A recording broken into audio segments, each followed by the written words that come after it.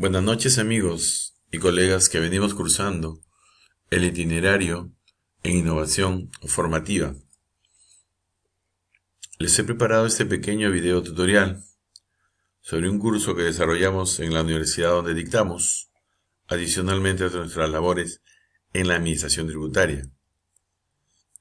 En esta semana 5 de este curso debemos conocer como objetivo cuál es la relación jurídico-tributaria. Debemos interpretar la obligación jurídico-tributaria y distinguir entre sujeto pasivo y activo de la obligación jurídico-tributaria. Conocer el nacimiento, la determinación y la liquidación de tributos en una obligación jurídico-tributaria. Y por último, cuáles son las formas de extinción de la obligación jurídico-tributaria. Como tema 1 veremos la obligación tributaria, sus conceptos y consecuencias, el sujeto activo en la obligación jurídico-tributaria, el sujeto pasivo en la obligación jurídico-tributaria, el nacimiento, determinación y liquidación de la obligación tributaria en el Perú y las formas de extinción de la obligación tributaria. Según nuestro ordenamiento legal, la obligación tributaria, que es de derecho público, es el vínculo que se establece por ley entre el acreedor, que siempre es el Estado, en sus diversas acepciones en la realidad nacional, o sea, llámese gobierno local, gobierno regional, etcétera, o gobierno central, y el deudor tributario siempre es las personas naturales o jurídicas, y que tiene como objetivo el cumplimiento de la prestación tributaria, y por tratarse de una obligación pública puede ser exigida de manera coactiva. Existen elementos de esta obligación tributaria, como vemos en la diapositiva. Son los sujetos, el hecho grabado, la base imponible, la tarifa o la tasa sobre la cual se debe de pagar los tributos respectivos. El Estado peruano siempre es el sujeto activo en la obligación tributaria. Es el ente público titular del derecho, es el acreedor tributario en favor del cual debe realizarse la prestación tributaria.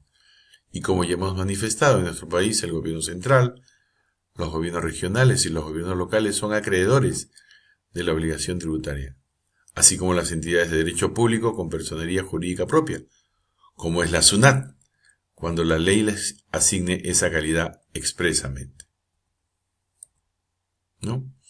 ¿Y quién es el sujeto pasivo de esta obligación tributaria? El sujeto pasivo es la persona natural o jurídica que, según la ley, está obligada al cumplimiento de las prestaciones tributarias, sea como contribuyente, que es la persona que realiza directamente el hecho generador, o como responsable, aquel que sin haber realizado directamente el hecho generador es el responsable de pagar el tributo al Estado.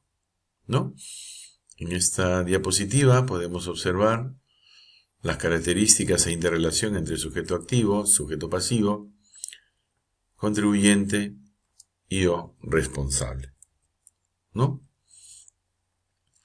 El Código Tributario, el Decreto Supremo 133-2013-Economía y Finanzas y sus modificatorias señala expresamente que la obligación tributaria nace cuando se realiza el hecho previsto en la ley como generador de dicha obligación, es decir, realizar en el mundo fáctico en el cual nos desenvolvemos el hecho generador por el cual nos obligamos tributariamente con el Estado. Y acá tiene 4 aspectos fundamentales: el aspecto personal, el material, el espacial y el temporal, que responde a las preguntas: ¿a quién tributo?